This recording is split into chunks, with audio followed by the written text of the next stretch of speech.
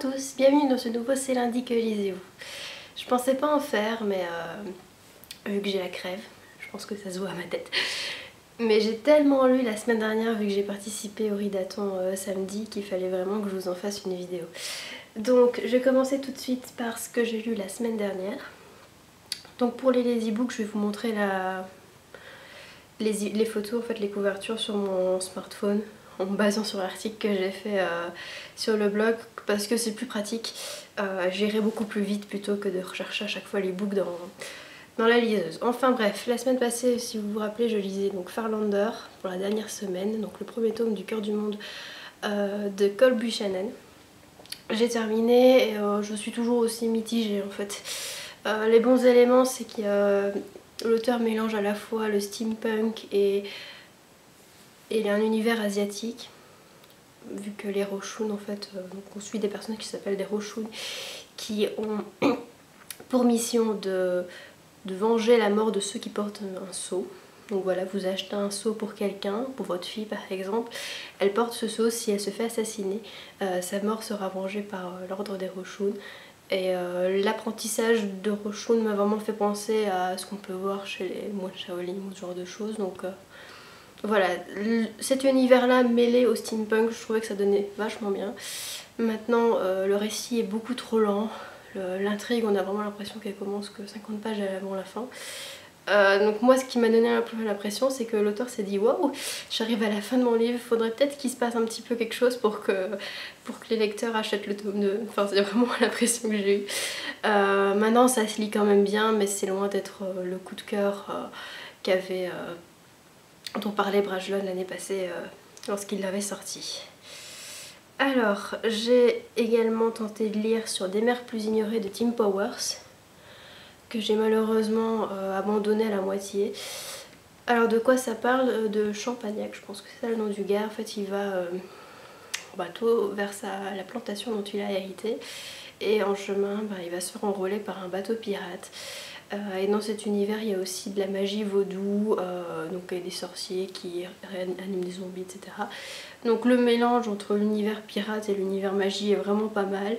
Les personnages sont vraiment bien aussi parce que comme Champagnac on aime bien apprendre un petit peu les us et coutumes des pirates à travers lui. Maintenant il y a un élément qui a fait que j'ai pas su continuer, c'est le style.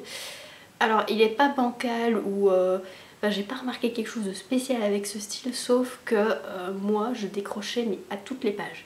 À toutes les pages mon esprit partait ailleurs et donc c'était super dur d'avancer. Et donc c'est pour ça qu'à la moitié je me suis dit bon bah tant pis, j'arrive vraiment pas, je vais pas me forcer. J'arrive pas à rentrer dans l'histoire même si elle me paraît bien, donc tant pis. Donc voilà pourquoi j'ai abandonné ce livre là. Alors à la base j'ai lu un petit manga. Princesse Jellyfish, le tome 5 de Akiko Higashimoa. Le tome 6 est sorti la semaine dernière je pense. Dans ce tome 5 on avance pas mal dans l'histoire, les personnages commencent à évoluer donc c'est vraiment pas mal et c'est toujours aussi rigolo. Enfin les hamarres sont toujours aussi rigolotes surtout. Donc voilà, si vous aimez bien cette série, la suite est toujours aussi bien. Et si vous l'avez pas encore testé, si vous aimez bien le shoujo, l'humour et tous les petits trucs un petit peu de geek, parce qu'elles sont un petit peu des geeks même si c'est pas vraiment le terme vu qu'elles ont des passions en fait. Chacune a une passion, il y en a une qui est passionnée de train, l'autre de méduses, etc. Et c'est marrant de les voir partir dans leur délire perso. Donc voilà, je conseille quand même vraiment c'est vraiment une très bonne découverte manga de cette année pour moi. Alors après, si je me trompe pas... Ah oui, après j'ai lu La Quête des Willan, le tome 1 d'un monde à l'autre de Pierre Bottero. Voilà. Que j'ai beaucoup aimé. J'ai lu ça en 2 jours je pense. J'ai vraiment beaucoup aimé, c'est un style très jeunesse mais super fluide. Je sens... Enfin ce livre aussi c'est qu'une introduction en fait, mais je sens que cet univers a vraiment beaucoup de capacités. L'auteur peut vraiment aller très loin dans cette saga et c'est vraiment l'impression que ça me donne vu qu'il y a déjà il y a eu 3 trilogies je pense dans cet univers. Et voilà, on sent qu'il y a du potentiel vraiment dans cette saga, donc j'ai hâte de continuer vu que, comme je vous disais, j'ai plus l'impression que c'est une introduction à cet univers pour nous allécher qu'une vraie intrigue, même s'il se passe pas mal de choses, hein, ça reste un livre jeunesse donc il y a pas mal d'actions pour pas ennuyer le lecteur, mais voilà, je suis très intriguée par la suite. On va dire ça. Alors j'ai commencé le Ridaton samedi avec le tome 3 d'Alpha Omega, jeu de piste de Patricia Briggs, que je vous conseille de lire après Merci, le tome 6, parce que celui-ci se passe après et il spoil un petit peu sur le tome 6 de Merci, et surtout il se passe un truc de fou à la fin de ce tome-ci qui va avoir des répercussions sur tout l'univers de Merci Thompson, je pense, donc enfin vraiment un super tome comme d'habitude. J'adore Anna, j'adore Charles, c'est vraiment un super couple de Beatlit, on s'attache vraiment beaucoup à eux et enfin voilà, ça se lit tout seul quoi, c'est vraiment, c'est du Patricia Briggs, il n'y a pas à dire. Alors après, qu'est-ce que j'ai lu? Un Noton si je me rappelle bien, ouais, j'ai lu le dernier Noton Barbe Bleue, publié chez Albert Michel, que j'ai trouvé excellent. Bon, je suis une fan, donc vous allez me dire mon avis compte peu, même si bah, moi j'ai quand même, il y a des livres que j'ai pas aimé de Noton. Je pense par exemple à Journal d'Hirondelle que j'avais pas trop aimé, la fin. Il y a un autre truc avec le champagne, je sais plus, que j'avais pas... Enfin voilà, il y en a qui franchement m'ont pas su vraiment me captiver, même si je suis fan, mais celui-ci, il est franchement bon. En fait, Amélie Nothomb va revisiter le mythe, enfin le conte de Barbe Bleue comme le titre laisse supposer, et on est vraiment dans une ambiance de huis clos, même si c'en est pas vraiment un, et les dialogues sont percutants entre les deux personnages principaux, et voilà, on arrive à la fin en un rien de temps. Donc vraiment un bon Nothomb. C'est un bon cru cette année en gros. Alors après je me suis lu encore, ça veut rien dire ça. J'ai lu un autre manga, donc c'est Sailor Moon le tome 1, donc Pretty Guardian Sailor Moon de Naoko Takeuchi, que j'ai bien aimé. En fait je pensais que dans ce tome là il allait juste avoir Usagi qui se rend compte qu'elle va devenir justicière et quelques petits ennemis à combattre, mais finalement on commence déjà à nous introduire les autres personnages, alors ça passe un petit peu vite, mais je suis contente quand même de voir les Sailor arriver. Alors pour l'instant je trouve qu'il y a quelques incohérences avec la première saga Sailor V, donc peut-être que ça va se résoudre dans la suite, ou peut-être pas, mais bon on verra bien, mais ça reste quand même super chouette si vous avez aimé les Sailor Moon quand vous étiez gosse, ça va être nickel. Alors après qu'est-ce que j'ai lu?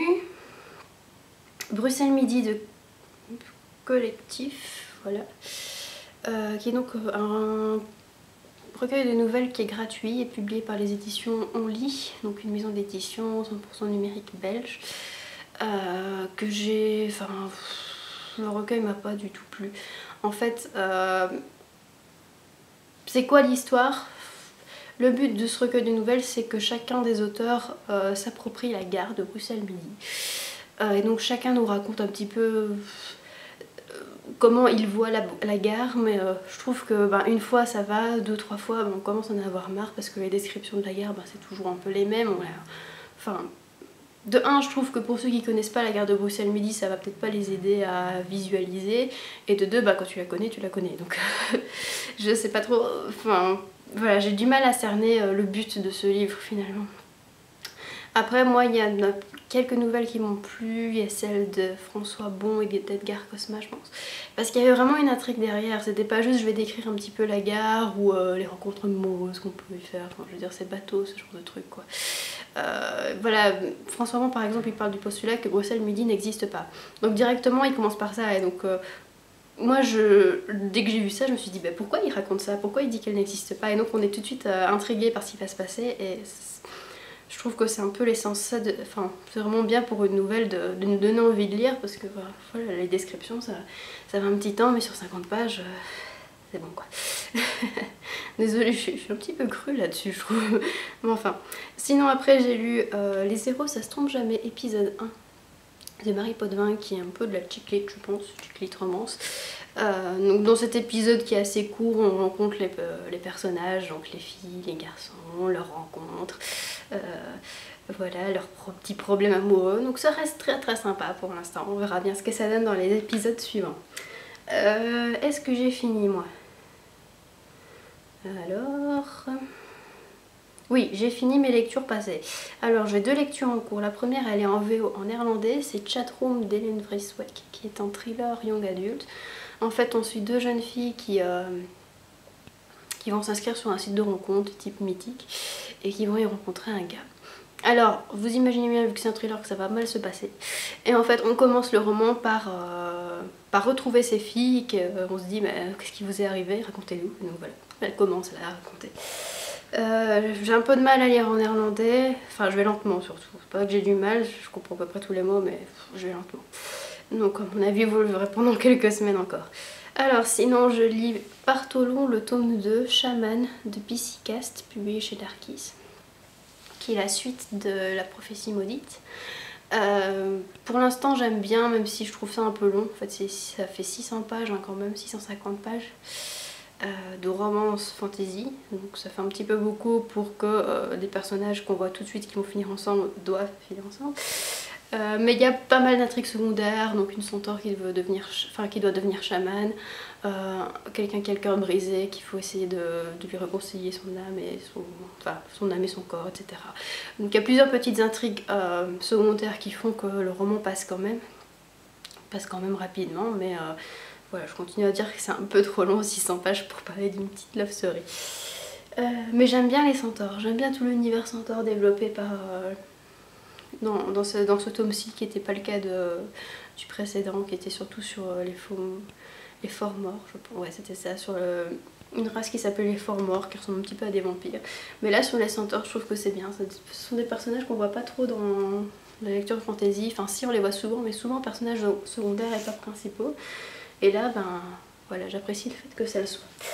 Alors cette semaine, je me prévois juste un livre, vu que Shaman est assez long, comme je vous disais. Donc c'est une BD, ça s'appelle Nocturno de Tony Sandoval.